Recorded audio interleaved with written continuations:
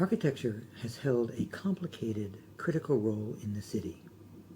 Buildings make up the city, and as such are crucial supporting fragments of a larger idea. At the same time, architecture as a discipline has an obligation to be a critical advocate for the city's ability to transform itself in response to a changing world. The work in this studio will be situated within this framing as it experiments with spatial propositions that engage the histories of its context, in this case, the city of Philadelphia, while recognizing that the social, political, and ecological present is highly flawed. The studio will focus on the logics and operations of spatial structure to become critical devices for social, cultural, and ecological change. Specifically, the studio will experiment with non-hierarchical organization to better engage a world that is massively complex, contested, and constantly in flux. We will develop strategies that are open, fluid, responsive, and inclusive of ideas, demographics, and ecologies that have historically remained on the outside. Hannah Arendt's research on the public realm will be the basis for inventing territories where all are included and where the natural world is no longer left outside. The public realm has historically been on the ground, where common ground is to be found. This, unfortunately, leaves out everything that is above. For a truly three-dimensional city, the architecture project ought to extend and elevate this public ground into territories removed from the earth. Arendt's observations on the private will be equally crucial, since it is out of the private that the public is constituted, so that the threshold, or spaces between, become critical moments of transfer and exchange. These threshold moments are the places that most effectively promote the encounter of difference, so that a pervasive and distributed system of in-between spaces establish places of engagement more at the scale of individuals, so that encounter is eased. William White's research into the social life of city organization revealed that an increase in the number of intersections along a path corresponds to an increase in the animation of urban life.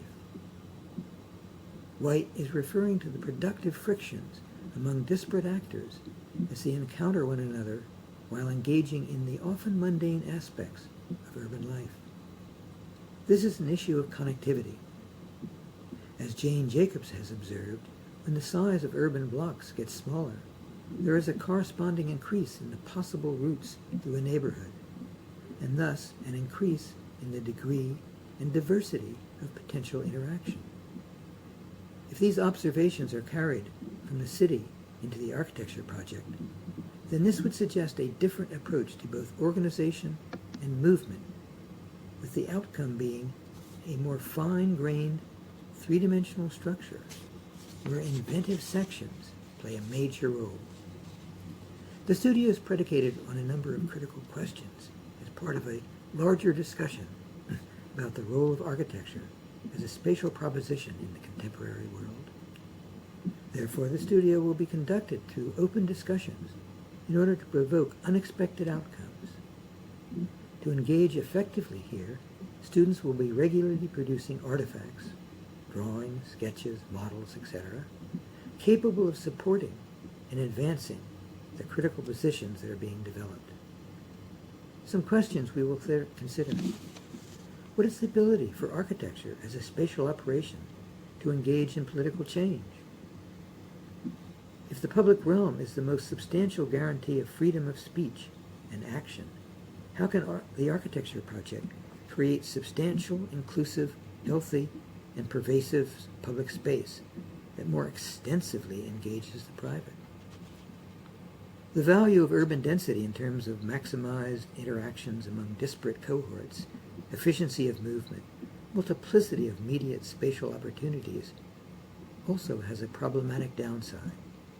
the intellectual and physical exclusion of nature as a supporting player, as well as a necessary counter-narrative? How can nature, as process and idea, engage, challenge, and alter the fundamental organization of the city to the advantage of city and nature? Can density coexist with porosity, much like a sponge? If pandemics are the result of human disruptions to ecological systems, can the architecture project situate itself within the gaps and engage with that which has always been on the outside?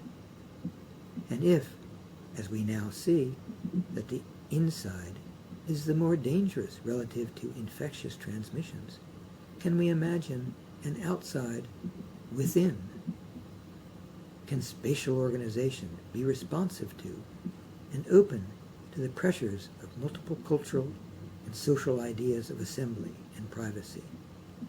Can diversity, openness, and unpredictability coexist with the aspirations for a fundamental shared idea of what it means to be human?